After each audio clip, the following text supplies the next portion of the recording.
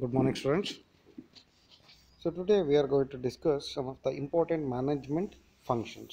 So ಇವತ್ತು ನಾವು ಕೆಲವು ಮ್ಯಾನೇಜರಿಯಲ್ ಫಂಕ್ಷನ್ಸ್ ಅಥವಾ ಮ್ಯಾನೇಜ್ಮೆಂಟ್ ಫಂಕ್ಷನ್ಸ್ ಬಗ್ಗೆ ನೋಡ್ತಾ ಹೋಗೋಣ ಅಂತ. ಸೊ ಯಾವುದೇ ಮ್ಯಾನೇಜ್ಮೆಂಟು ಏನಪ್ಪ ಅಂತಂದರೆ ಬೇರೆಯವರಿಂದ ಕೆಲಸ ಮಾಡಿಸ್ಕೊಳ್ಳೋದ್ರ ಕಡೆಗೆ ಹೆಚ್ಚು ಗಮನ ಹರಿಸ್ತಾ ಹೋಗುತ್ತೆ. ಅಂದರೆ ಸೊ ನಾವು ಸ್ಟ್ಯಾಂಡರ್ಡ್ ಡೆಫಿನೇಷನ್ ಅಂತ ಹೇಳ್ತೀವಿ, ಲಾಸ್ಟ್ ಕ್ಲಾಸಸ್ ಒಳಗೆ ಹೇಳಿದ್ದೆ ಪ್ರೀವಿಯಸ್ ಕ್ಲಾಸಸ್.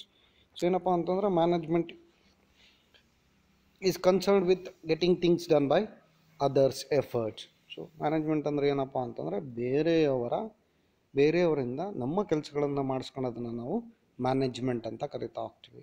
ಸೊ ಈ ಮ್ಯಾನೇಜ್ಮೆಂಟ್ ಒಳಗೆ ತುಂಬ ಇಂಪಾರ್ಟೆಂಟ್ ಫಂಕ್ಷನ್ಸ್ ಇದ್ದಾವೆ: ಪ್ಲಾನಿಂಗು, ಆರ್ಗನೈಸಿಂಗು, ಸ್ಟಾಫಿಂಗು, ಡೈರೆಕ್ಟಿಂಗು, ಕೋಆರ್ಡಿನೇಟಿಂಗು, ಕಮ್ಯುನಿಕೇಟಿಂಗು ಮತ್ತು ಕಂಟ್ರೋಲಿಂಗು. ಸೊ ಇವೆಲ್ಲ ತುಂಬ ಇಂಪಾರ್ಟೆಂಟ್ ಫಂಕ್ಷನ್ಸ್ ಆಗ್ತಾ ಹೋಗುತ್ತೆ. ಯಾವುದೇ ಮ್ಯಾನೇಜ್ಮೆಂಟು ಸಕ್ಸಸ್ ಆಗಬೇಕು ಅಂತಂದರೆ ಈ ಎಲ್ಲ ಫಂಕ್ಷನ್ಸು ಅಥವಾ ಈ ಎಲ್ಲ ಕೆಲಸಗಳು ಸರಿಯಾಗಿ ನಡೀತಾ ಹೋಗ್ಬೇಕಾಗತ್ತೆ.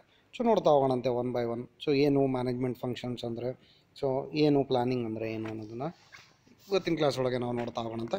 So planning is deciding in advance the future course of operations for a given period.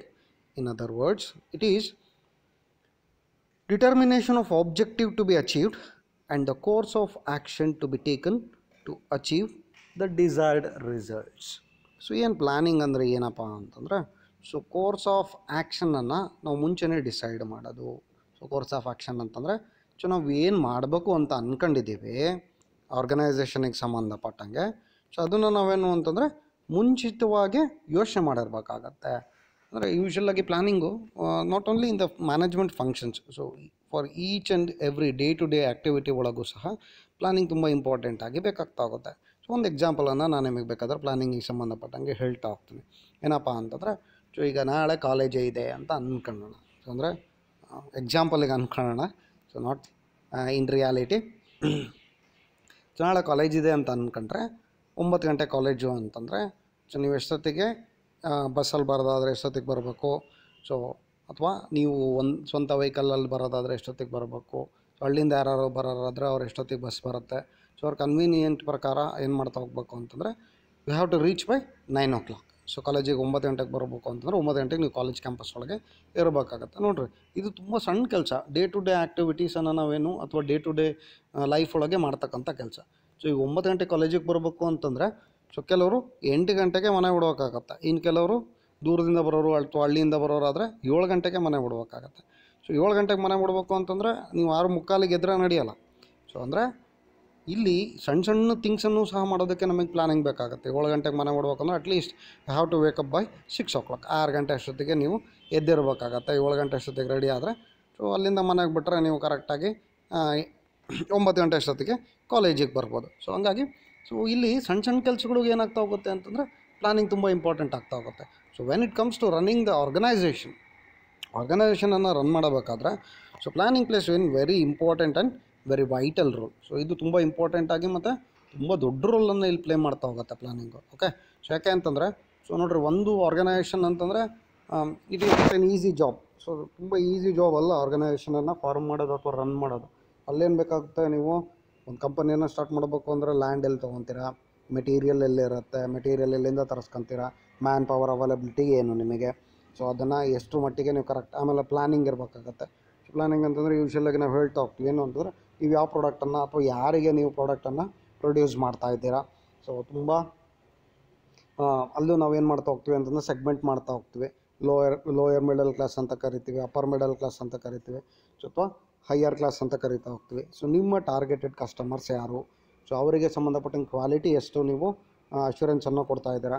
ಬರೀ ಕ್ವಾಲಿಟಿ ಅಷ್ಟೇ ಅಲ್ಲ, ಪ್ರೈಸನ್ನು ಎಷ್ಟು ಫಿಕ್ಸ್ ಮಾಡ್ತಾ ಹೋಗ್ತೀರಾ. ಸೊ ನಿಮ್ಮ ಟಾರ್ಗೆಟೆಡ್ ಕಸ್ಟಮರ್ಸ್ ಯಾರು, ಅಡ್ವರ್ಟೈಸಿಂಗನ್ನು ಯಾವ ರೀತಿ ಮಾಡ್ತಾ ಹೋಗ್ತೀರಾ, ಸೊ ಸರ್ವಿಸನ್ನು ಯಾವ ಥರ ಕೊಡ್ತಾ ಹೋಗ್ತೀರಾ.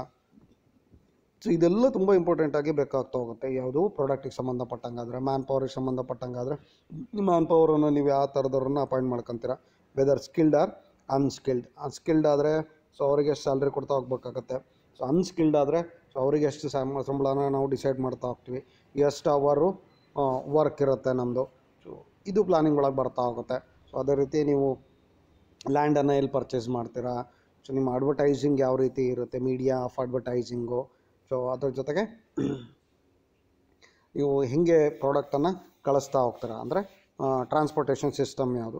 ಸೊ ಇದೆಲ್ಲನೂ ಪ್ಲಾನಿಂಗ್ ಒಳಗೆ ಸೇರ್ಕೊಳ್ತಾ ಹೋಗುತ್ತೆ. ಅಂದರೆ ನೀವು ಏನಾದರೂ ಕೆಲಸ ಮಾಡೋಕ್ಕಿಂತ ಮುಂಚೆನೇ ಯೋಚನೆ ಮಾಡಬೇಕಾಗುತ್ತೆ, ನಾನು ಏನು ಮಾಡ್ತಿದ್ದೀನಿ. ಸೊ ನಾನು ಇನ್ನು 10 ವರ್ಷಕ್ಕೆ ಪ್ಲಾನಿಂಗ್ ಅಂದರೆ ಏನಪ್ಪ ಅಂದರೆ ಇನ್ನು 10 ವರ್ಷಕ್ಕೆ ನನ್ನ ಕಂಪನಿ ಎಲ್ಲಿ ನಿಂತ್ಕೋಬೇಕು, ಯಾವ ಸ್ಥಾನದೊಳಗೆ ಇರಬೇಕಾಗತ್ತೆ. ಸೊ ಅದು ತುಂಬ ಇಂಪಾರ್ಟೆಂಟಾಗಿ ಮುಂಚೆನೇ ಡಿಸೈಡ್ ಮಾಡ್ತಾ ಹೋಗ್ತೀವಿ. ಅಂದರೆ ಯೂಶ್ವಲಾಗಿ ಇನ್ನೂ ಒಂದು ಬೇಕಾದ್ರೆ ಎಕ್ಸಾಂಪಲನ್ನು ಕೊಡ್ತಾ ಹೋಗ್ತೀನಿ, ಇನ್ನೂ ಬೇಗ ಅರ್ಥ ಆಗಬೇಕು ಅಂತಂದರೆ. ಪ್ಲಾನಿಂಗ್ ಅಂದರೆ ಏನಪ್ಪ ಅಂದರೆ ನಾಳೆ ಟ್ರಿಪ್ಪಿಗೆ ಹೊಟ್ಟಿರೋ ನೀವು ಅಂತಂದರೆ ಸೊ ಮುಂಚೆನೇ ನೀವು ಪ್ಲ್ಯಾನ್ ಮಾಡ್ಕೊಂಬಿಡ್ತಾರೆ, ಅಥವಾ ಟ್ರಿಪ್ಪಿಗೆ ಹೋಗ್ಬೇಕಾದ್ರೆ ಯೋಚನೆ ಮಾಡ್ತಾರಾ ಎಲ್ಲಿಗೆ ಹೋಗ್ಬೇಕು ಅಂತ. ಎಲ್ಲ ಕಾರ್ ಹತ್ಕೊಂಡು ಕೂತ್ಕೊಂಡ್ಮೇಲೆ ಅಥವಾ ವೆಹಿಕಲ್ ಹತ್ಕೊಂಡು ಕೂತ್ಕೊಂಡ್ಮೇಲೆ ಯೋಚನೆ ಮಾಡ್ತಾರಾ ಎಲ್ಲಿಗೆ ಹೋಗ್ಬೇಕು ಅಂತ, ಇಲ್ಲ ತಾನೆ. ಸೊ ಮುಂಚೆನೇ ನಾವು ಪ್ಲ್ಯಾನ್ ಮಾಡಿಬಿಟ್ಟಿರ್ತೀವಿ ಯಾವ ಪ್ಲೇಸಿಗೆ ಹೋಗ್ಬೇಕಾಗತ್ತೆ. ಸೊ ಎಷ್ಟೊತ್ತಿಗೆ ನಾವು ಇಲ್ಲಿ ದಾವಣಗೆರೆ ಬಿಡಬೇಕು, ಸೊ ಎಷ್ಟೊತ್ತಿಗೆ ನಾವು ಅಂದ್ಕೊಂಡಿರೋ ಪ್ಲೇಸ್ ರೀಚ್ ಆಗ್ತೀವಿ, ಸೊ ಎಷ್ಟೊತ್ತಿಗೆ ಅಲ್ಲಿಂದ ಮತ್ತೆ ಇನ್ನೆಷ್ಟು ಪ್ಲೇಸಸನ್ನು ಕವರ್ ಮಾಡ್ಬೋದು, 1 ಡೇನೋ 2 ಡೇನೋ 3 ಡೇನೋ. So everything is planned. So ಅಂದರೆ ನೀವು ಪ್ಲ್ಯಾನ್ ಮಾಡೋದಲ್ಲೇ ಇದ್ದರೆ ನೀವೇನೂ ಸರಿಯಾಗಿ ಮಾಡೋಕ್ಕೆ ಸಾಧ್ಯ ಆಗಲ್ಲ. ಸೊ ಹಂಗಾಗಿ planning is very important for each and every organisation as well as for each and every work. So ನೀವು ಏನು ವರ್ಕ್ ಮಾಡಬೇಕು ಅಂತ ಅಂದ್ಕೊಂಡಿರೋ ಅದಕ್ಕೆಲ್ಲದಕ್ಕೂ ತುಂಬ ಚೆನ್ನಾಗಿ ಪ್ಲ್ಯಾಂಡ್ ಆಗಿ ನೀವೇನಾಗ್ತಾ ಹೋಗ್ಬೇಕು ಅಂತಂದರೆ ಪ್ರಿಪೇರ್ ಆಗ್ತಾ ಹೋಗ್ಬೇಕಾಗತ್ತೆ. ತುಂಬ ಚೆನ್ನಾಗಿ ಪ್ಲಾನಿಂಗ್ ಇದ್ದಾಗ ಏನಾಗ್ತಾ ಹೋಗುತ್ತೆ ಅಂತಂದರೆ end result will be very good. So unless until ನೀವು ಪ್ಲಾನನ್ನು ಸರಿಯಾಗಿ ಮಾಡೋದಲ್ಲ ಇದ್ದರೆ ರಿಸಲ್ಟ್ ಮೇಲೆ ಅದು ಎಫೆಕ್ಟ್ ಆಗ್ತಾ ಹೋಗುತ್ತೆ. ಸೊ ನೆಕ್ಸ್ಟು ಸೆಕೆಂಡ್ ಪಾಯಿಂಟನ್ನು ನಾವು ಆರ್ಗನೈಸಿಂಗ್ ಅಂತ ಕರಿತಾ ಹೋಗ್ತೀವಿ. Organising means bringing together the manpower, material and resources. So ಅಂದರೆ ಆರ್ಗನೈಸಿಂಗ್ ಅಂದರೆ ನಾವು ಪ್ಲಾನಿಂಗ್ ಆಗುತ್ತೆ. ಸೊ ಅದಾದಮೇಲೆ ನಾವೇನು ಮಾಡ್ತಾ ಹೋಗ್ತೀವಿ, ನಮ್ಮ ಪ್ಲಾನಿಂಗ್ ಪ್ರಕಾರ ಏನೇನು ಅಂದ್ಕೊಂಡಿದ್ದೀವೋ ಅದನ್ನೆಲ್ಲನೂ ನಾವು ಒಂದು ಕಡೆಗೆ ಅಂದರೆ ಆರ್ಗನೈಸ್ ಒಂದು ಕಡೆಗೆ ನಾವೇನು ಮಾಡ್ತಾ ಹೋಗ್ಬೇಕು ಅಂದರೆ ಶೇಖರಿಸ್ತಾ ಹೋಗ್ಬೇಕು, ಅಥವಾ ಒಂದು ಕಡೆ ತಂದಾಗ್ತಕ್ಕಂಥ ಕೆಲಸನ ನಾವಿಲ್ಲಿ ಮಾಡ್ತಾ ಹೋಗ್ಬೇಕಾಗುತ್ತೆ. ಏನು ಕೆಲವು ಯಾವ್ಯಾವ ಇರ್ಬೋದು, ಮ್ಯಾನ್ ಪವರ್ ಇರ್ಬೋದು, ಮನಿ ಇರ್ಬೋದು, ಮಿಷಿನ್ ಇರ್ಬೋದು, ಮೆಟೀರಿಯಲ್ಸ್ ಇರ್ಬೋದು, ಮತ್ತು ಮ್ಯಾನೇಜರಿಯಲ್ ಪರ್ಸ್ನಲ್ಸ್ ಇರ್ಬೋದು. ಅಂದರೆ ಏನಪ್ಪ ಅಂತಂದರೆ ನೀವು ಪ್ಲ್ಯಾನ್ ಮಾಡಿಬಿಟ್ರೆ ಏನು ಮಾಡಬೇಕು, ಎಲ್ಲಿ ಮಾಡಬೇಕು, ಎಲ್ಲಿ ಸಂಸ್ಥೆ ಸ್ಥಾಪಿಸ್ಬೇಕು, ಎಲ್ಲಿ ನಾವು ಪ್ರೊಡಕ್ಷನ್ ಯೂನಿಟನ್ನು ಮಾಡಬೇಕು ಅಂತ ಪ್ಲ್ಯಾನ್ ಮಾಡಿದ್ದಾರೆ. ಸೊ ಅದಾದಮೇಲೆ ಏನು ಮಾಡ್ತಾ ಹೋಗ್ತೀವಿ ಅಂದರೆ ವಿ ಹ್ಯಾವ್ ಟು ಆರ್ಗನೈಸ್. ನಾವೇನು ಮಾಡ್ತಾ ಹೋಗ್ತೀವಿ ಅಂತಂದರೆ ಆರ್ಗನೈಸ್ ಮಾಡ್ತಾ ಹೋಗ್ತೀವಿ ಥಿಂಗ್ಸನ್ನು. ಸೊ ನಾವೇನು ಮಾಡ್ತಾ ಹೋಗ್ತೀವಿ ಅಂತಂದರೆ ಆರ್ಗನೈಸ್ ಮಾಡ್ತಾ ಹೋಗ್ತೀವಿ ಥಿಂಗ್ಸನ್ನು. ಅಂದರೆ ನಿಮ್ಮದು ಎಲ್ಲೋ ರಾ ಮೆಟೀರಿಯಲ್ ಬೇರೆ ಕಡೆ ಅವೈಲಬಿಲಿಟಿ ಇದೆ, ಸೊ ಅದನ್ನು ನಮ್ಮ ಪ್ರೊಡಕ್ಷನ್ ಯೂನಿಟಿಗೆ ತರಿಸ್ಕೊಳ್ತಕ್ಕಂಥದ್ದು. ರಾ ಮೆಟೀರಿಯಲ್ಲು ತುಂಬ ಜಾಸ್ತಿನೂ ಇರಬಾರ್ದು, ಅದೇ ರೀತಿ ತುಂಬ ಕಡಿಮೆನೂ ಇರಬಾರ್ದು. ಆ ಥರದೊಳಗೆ ನಾನು ನೋಡ್ಕೊತ ಹೋಗ್ಬೇಕಾಗುತ್ತೆ. ಸೊ ದುಡ್ಡಿನ ಅವಶ್ಯಕತೆ ಎಷ್ಟೈತೆ ನಿಮಗೆ, ಲಾಂಗ್ ಟರ್ಮಿಗೆ ಎಷ್ಟು ದುಡ್ಡಿನ ಅವಶ್ಯಕತೆ ಐತೆ, ಶಾರ್ಟ್ ಟರ್ಮಿಗೆ ನಮಗೆ ಎಷ್ಟು ದುಡ್ಡಿನ ಅವಶ್ಯಕತೆ ಐತೆ. ಸೊ ಅದನ್ನೆಲ್ಲ ಹೇಗೆ ಮೊಬಲೈಸ್ ಮಾಡ್ತಾ ಹೋಗ್ತೀವಿ. ಸೊ ಅದು ತುಂಬ ಇಂಪಾರ್ಟೆಂಟಾಗಿ ಆಗ್ತಾ ಹೋಗುತ್ತೆ. ಮ್ಯಾನ್ ಪವರು ನಾನು ಆಗಲೇ ಹೇಳಿದೆ. ಸೊ ಮ್ಯಾನ್ ಪವರ್ ಏನಪ್ಪ ಅಂತಂದರೆ ನಿಮಗೆ ಸ್ಕಿಲ್ಡ್ ಮ್ಯಾನ್ ಪವರ್ ಬೇಕಾ ಅಥವಾ ಅನ್ಸ್ಕಿಲ್ಡ್ ಮ್ಯಾನ್ ಪವರ್ ಬೇಕಾ. ನಿಮಗೆ ಒಂದು ಕೆಲಸ ಮಾಡೋದಕ್ಕೆ 5 ಜನ ಬೇಕು ಅಂತಂದರೆ 5 ಜನ ಕರೆಕ್ಟಾಗಿದ್ದರೆ ಮಾತ್ರ ಕೆಲಸ ಚೆನ್ನಾಗಿ ನಡೀತಾ ಹೋಗುತ್ತೆ. ಅದು ಎಕ್ಸಸ್ ಆದರೂ ಕಷ್ಟ, ಕಡಿಮೆ ಆದರೂ ಕಷ್ಟ. ಎಕ್ಸಸ್ ಆದರೆ ಒಬ್ಬ ವ್ಯಕ್ತಿ ಸುಮ್ಮನೆ ಕೂತ್ಕೋಬೇಕಾಗತ್ತೆ, ಕಡಿಮೆ ಆದರೆ ಆ ಒಬ್ಬ ವ್ಯಕ್ತಿಯ ಕೆಲಸನ ಎಲ್ಲರೂ ಹಂಚ್ಕೊಂಡು ಮಾಡಬೇಕಾಗತ್ತೆ. It will be very hectic. So ಹಂಗಾಗಿ ಏನು ಮಾಡ್ತಾ ಹೋಗ್ತಾರೆ ಅಂತಂದರೆ ಯಾವುದೇ ಒಂದು ಆರ್ಗನೈಸೇಷನ್ನು ಸಕ್ಸಸ್ ಆಗೋದಕ್ಕೆ ಪ್ಲಾನಿಂಗು ಎಷ್ಟು ಮಟ್ಟಿಗೆ ಇಂಪಾರ್ಟೆಂಟ್ ಆಗ್ತಾ ಹೋಗುತ್ತೋ ಅಷ್ಟರ ಮಟ್ಟಿಗೆ ಆರ್ಗನೈಸಿಂಗು ಸಹ ತುಂಬ ಇಂಪಾರ್ಟೆಂಟಾಗಿ ಇಲ್ಲಿ ನಮಗೆ ಬೇಕಾಗ್ತಾ ಹೋಗುತ್ತೆ. ಅಂದರೆ ಎಲ್ಲ ಥಿಂಗ್ಸನ್ನು ನಾವೇನು ಮಾಡ್ತಾ ಹೋಗ್ತೀವಿ, ತರಿಸ್ಕೊಂಡು ಒಂದು ಕಡೆಗೆ ನಾವಿಲ್ಲಿ ಮೊಬಲೈಸ್ ಮಾಡ್ತಾ ಹೋಗ್ತೀವಿ. ಮೊಬಲೈಸ್ ಮಾಡಿರೋದನ್ನು ಎಷ್ಟು ಚೆನ್ನಾಗಿ ಬಳಸ್ಕೊತೀವಿ. ಸೊ ಪ್ರಾಪರಾಗಿ ರಾ ಮೆಟೀರಿಯಲ್ಸ್ ಇರ್ಬೋದು, ಮ್ಯಾನ್ ಪವರ್ ಇರ್ಬೋದು, ಮನಿ ಇರ್ಬೋದು. ನೋಡಿರಿ, ಯಾವುದೇ ಆದರೂ ಸಹ ಹೆಚ್ಚಿಗೆ ಆದರೆ ಅಥವಾ ವೇಸ್ಟ್ ಆದರೆ it will impact on organisation. ಅದು ನಿಮ್ಮ ಆರ್ಗನೈಸೇಷನ್ ಲಾಭದ ಮೇಲೆ ಏನಾಗ್ತಾ ಹೋಗುತ್ತೆ ಅಂತಂದರೆ ಹೊರೆ ಆಗ್ತಾ ಹೋಗುತ್ತೆ. ಓಕೆ. ಸೊ ನೆಕ್ಸ್ಟ್ ಪಾಯಿಂಟನ್ನು ನಾವು ಸ್ಟಾಫಿಂಗ್ ಅಂತ ಕರಿತಾ ಹೋಗ್ತೀವಿ. So staffing is also very important. Staffing function is concerned with the separate functions of management by many management expertise that some do not consider as separate functions of management. They consider staffing either a part or organizing since involves managing positions created by organization process. So ಅಂದರೆ ಕೆಲವರು ಏನು ಮಾಡ್ತಾ ಹೋಗ್ತಾರೆ ಅಂತಂದರೆ ಸ್ಟಾಫಿಂಗನ್ನು ಒಂದು separate ಫಂಕ್ಷನ್ನಾಗಿ ನೋಡೋಕ್ಕೆ ಇಷ್ಟಪಡಲ್ಲ, ಅಥವಾ ಅದನ್ನು ನೋಡ್ತಾ ಇಲ್ಲ. ಅಂದರೆ ಅದು ಓಲ್ಡರ್ ಕಾನ್ಸೆಪ್ಟ್ಸ್ ಅಂತ ಕರಿತಾ ಹೋಗ್ತೀವಿ. ತುಂಬ ಹಳೆ ಕಾನ್ಸೆಪ್ಟ್ಸ್ ಒಳಗೆ ನಾವೇನು ಮಾಡ್ತಾ ಹೋಗ್ತೀವಿ ಅಂದರೆ ಸ್ಟಾಫಿಂಗ್ ಈಸ್ ನಾಟ್ ಇಂಪಾರ್ಟೆಂಟ್ ಅಂತ ಅಂದ್ಕೊಂಡಿದ್ದಾರೆ. ಅಂದರೆ ಇದು ಬೇರೆ ಮ್ಯಾನೇಜರಲ್ ಫಂಕ್ಷನ್ ಒಳಗೆ ಸೇರ್ಕೊಂಡಿರ್ತಕ್ಕಂಥದ್ದು. But nowadays as human power is becoming more and more powerful for each and every organisation. ಎಲ್ಲ ಆರ್ಗನೈಸೇಷನ್ಗೂ ಸಹ ಮ್ಯಾನ್ ಪವರು ತುಂಬ ಇಂಪಾರ್ಟೆಂಟಾಗಿ ಬೇಕಾಗಿರೋದ್ರಿಂದ ಸೊ ನಾವು they have started that new department, HRM ಅಂತ ಕರಿತಾ ಹೋಗ್ತೀವಿ. ಹ್ಯೂಮನ್ ರಿಸೋರ್ಸಸ್ ಡಿಪಾರ್ಟ್ಮೆಂಟ್ ಅಥವಾ HRD ಅಂತ ಕರಿತೀವಿ. ಹ್ಯೂಮನ್ ರಿಸೋರ್ಸಸ್ ಡಿಪಾರ್ಟ್ಮೆಂಟ್ ಅಂತ ಕರಿತಾ ಹೋಗ್ತೀವಿ. ಸೊ ಆ ಡಿಪಾರ್ಟ್ಮೆಂಟನ್ನೇ ಸ್ಥಾಪನೆ ಮಾಡಿರೋದ್ರಿಂದ ಸೊ ಅಲ್ಲಿ ತುಂಬ ಇಂಪಾರ್ಟೆಂಟಾಗಿ ಏನಪ್ಪ ಅಂತಂದರೆ they concentrate more on man power developing man ಪವರನ್ನು ಡೆವಲಪ್ ಮಾಡೋದ್ರ ಕಡೆಗೆ ತುಂಬ ಗಮನನ ಹರಿಸ್ತಾ ಇದ್ದಾರೆ. ಹಾಗಾಗಿ nowadays the staffing is also becoming very important in the management functions ಒಳಗೆ ಸ್ಟಾಫಿಂಗು ಸಹ ತುಂಬ ಇಂಪಾರ್ಟೆಂಟ್ ಆಗಿ ಇಲ್ಲಿ ನಾವು ಸೇರ್ಪಡೆಯಾಗಿದೆ. ಯಾಕೆಂತಂದರೆ ಸೊ ನೀವು ಯಾವುದೇ ಒಂದು ಎಷ್ಟೇ ಒಳ್ಳೆ ಮೆಟೀರಿಯಲನ್ನು ತಂದು ಎಷ್ಟೇ ಒಳ್ಳೆ ಮೆಷಿನರಿಯನ್ನು ತಂದರೂ ಸಹ the end output will be depend upon the worker. So ಯಾವ ವರ್ಕರ್ ಅದನ್ನು ಯೂಸ್ ಮಾಡ್ತಿದ್ದಾನೋ ಸೊ ಅವನಿಗೆ ಅದ್ರ ಬಗ್ಗೆ ಚೆನ್ನಾಗಿ ನಾಲೆಡ್ಜ್ ಇತ್ತು, ಸೊ ಅವನು ಅದನ್ನು ಚೆನ್ನಾಗಿ ಉಪಯೋಗಿಸ್ಕೊಳ್ಳೋದು ಗೊತ್ತಿತ್ತು ಅಂತಂದರೆ then it will be very easy for the organisation. So ಆರ್ಗನೈಸೇಷನ್ಗೆ ಏನಾಗ್ತಾ ಹೋಗುತ್ತೆ ಅಂತಂದರೆ ತುಂಬ ಈಸಿಯಾಗಿ ಏನು ಮಾಡ್ತಾ ಹೋಗ್ತಾರೆ ಅಂತಂದರೆ ಆ ಕೆಲಸನ ಮುಗಿಸ್ಕೊತ ಹೋಗಬಹುದು. ಇಲ್ಲ ಅಂತಂದರೆ ಏನಾಗುತ್ತೆ ಅಂತಂದರೆ ಒಳ್ಳೆ ಮೆಷಿನರಿನೂ ವೇಸ್ಟ್ ಆಗುತ್ತೆ, ಸೊ ಅದ್ರ ಜೊತೆಗೆ ಮೆಟೀರಿಯಲ್ಲು ಸಹ ವೇಸ್ಟ್ ಆಗ್ತಾ ಹೋಗುತ್ತೆ. ಓಕೆ, ಸೊ ನೆಕ್ಸ್ಟ್ ಪಾಯಿಂಟನ್ನು ನಾವು ಡೈರೆಕ್ಟಿಂಗ್ ಅಂತ ಕರಿತೀವಿ.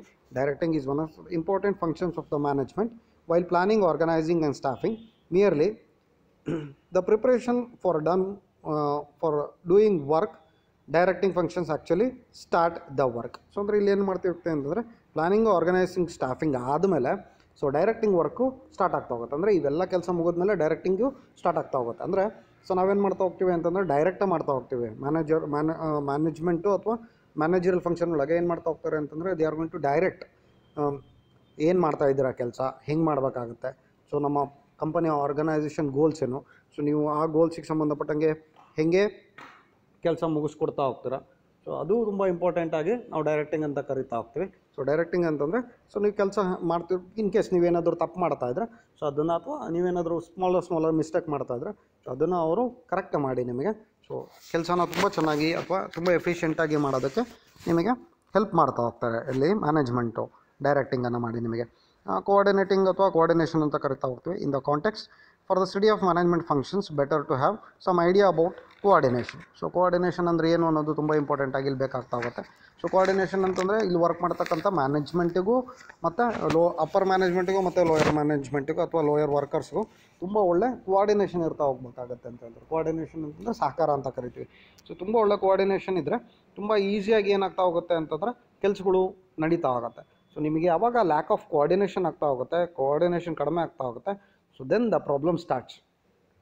ಕೋಆರ್ಡಿನೇಷನ್ ಕಡಿಮೆ ಆದಂಗೆ ಸೊ ಅಲ್ಲಿ ಪ್ರಾಬ್ಲಮ್ಗಳು ಸ್ಟಾರ್ಟ್ ಹೋಗ್ತಾ ಹೋಗುತ್ತೆ. ಸೊ ಹಾಗಾಗಿ ನಾವು ಮ್ಯಾನೇಜ್ಮೆಂಟ್ ಅಥವಾ ಟಾಪ್ ಮ್ಯಾನೇಜ್ಮೆಂಟ್ ಏನು ಹೇಳ್ತಾ ಹೋಗುತ್ತೋ ಸೊ ಅದು ತುಂಬ ಚೆನ್ನಾಗಿ ಟಾಪ್ ಮ್ಯಾನೇಜ್ಮೆಂಟಿಗೂ ಮತ್ತು ಯಾರು ವರ್ಕರ್ಸ್ ಇರ್ತಾರೋ ಅವರಿಗೆ ಒಳ್ಳೆ ಕೋಆರ್ಡಿನೇಷನ್ ಇದ್ದರೆ it will be greater helpful for the management. Okay, so next communication ಅಂತ ಕರಿತಾ ಹೋಗ್ತೀವಿ. So communication is very important in each and every sector, not only in the ಮ್ಯಾನೇಜ್ಮೆಂಟಿಗೆ ಸಂಬಂಧಪಟ್ಟಂಗೆ ಮಾತ್ರ ಅಲ್ಲ, ಸೊ ಎಲ್ಲ ಸೆಕ್ಟರ್ ಒಳಗೂ ಕಮ್ಯುನಿಕೇಷನ್ ತುಂಬ ಇಂಪಾರ್ಟೆಂಟ್ ಆಗ್ತಾ ಹೋಗುತ್ತೆ. ಸೊ ಯಾಕೆ ಅಂತಂದರೆ ನೀವು ತುಂಬ ಚೆನ್ನಾಗಿ ಕಮ್ಯುನಿಕೇಷನ್ ಇದ್ದರೆ ಸೊ ನೀವು ಹೇಳ್ತಕ್ಕಂಥದ್ದು ತುಂಬ ಈಸಿಯಾಗಿ ಅರ್ಥ ಆಗ್ತಾ ಹೋಗುತ್ತೆ. So communication is not an ಲ್ಯಾಂಗ್ವೇಜನ್ನು ಕಮ್ಯುನಿಕೇಷನ್ ಅಂತ ಕರೆಯೋಕ್ಕೆ ಸಾಧ್ಯ ಆಗಲ್ಲ ನಾವು. So other than language we have to have very good communication. ತುಂಬ ಒಳ್ಳೆ ಕಮ್ಯುನಿಕೇಷನ್ ಇದ್ದರೆ ಮ್ಯಾನೇಜ್ಮೆಂಟಿಗೆ so it will be very helpful. ಅಂದರೆ ನೀವು ಏನು ಹೇಳಕತ್ತೀರಾ ಸೊ ಅದು ತುಂಬ ಚೆನ್ನಾಗಿ ಅರ್ಥ ಆಗಬೇಕು ಅವರಿಗೆ. ನೀವು ಹೇಳ್ತಕ್ಕಂಥದ್ದೇ ಅವ್ರಿಗೆ ಕನ್ಫ್ಯೂಷನ್ ಕ್ರಿಯೇಟ್ ಆಯಿತು ಅಂತಂದರೆ so then the work will be not easy. So ಈಸಿಯಾಗಿ ವರ್ಕನ್ನು ಮಾಡೋಕ್ಕೆ ಸಾಧ್ಯ ಆಗಲ್ಲ. ಹಾಗಾಗಿ we have to have that better communication. Okay, so next last ಒಂದು ಕಂಟ್ರೋಲಿಂಗ್ ಅಂತ ಕರಿತಾ ಹೋಗ್ತೀವಿ. So controlling is related to all the managerial functions or activities. It is concern with seeing that all the activities of the enterprises are being conducted as per the plans. So ಅಂದರೆ ನೀವೇನು ಕೆಲಸನ ಮಾಡ್ತಾ ಇದ್ದೀರಾ ಅಥವಾ ನೀವೇನು ಫಂಕ್ಷನ್ಸನ್ನು ಮಾಡ್ತಾ ಇದ್ದೀರಾ, ಎಲ್ಲ functions including planning, organising, staffing, directing, coordinating, communicating, so ಇದೆಲ್ಲನೂ ಸಹ ಆ್ಯಸ್ ಪರ್ ದ ಪ್ಲ್ಯಾನ್ಸ್ ನಡೀತಾ ಆಯಿತಾ.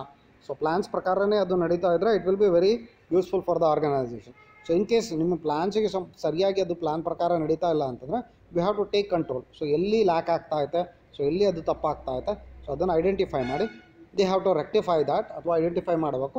ಸೊ ಅದನ್ನು ಅವ್ರು ಏನು ಮಾಡ್ತಾ ಹೋಗ್ಬೇಕು ಅಂತಂದರೆ they have to change that. So ಅದನ್ನು ಅವರು ಚೇಂಜ್ ಮಾಡ್ತಾ ಹೋಗ್ಬೇಕಾಗತ್ತೆ. Okay, so these are the some of the important management functions. So ತುಂಬ ಇಂಪಾರ್ಟೆಂಟು ಇದು. So next in the further classes so ಇದ್ರ ಬಗ್ಗೆನೇ ಕೆಲವು ಚಾಪ್ಟರ್ಸ್ ಬರ್ತಾ ಹೋಗ್ತಾರೆ. ಸೊ ಅಲ್ಲಿ ನಾವು ಡೀಪಾಗಿ ಅದನ್ನು ಡಿಸ್ಕಸ್ ಮಾಡ್ತಾ ಹೋಗೋಣಂತೆ. Okay, hopefully you have understanded everything. If you have any doubt you can contact me.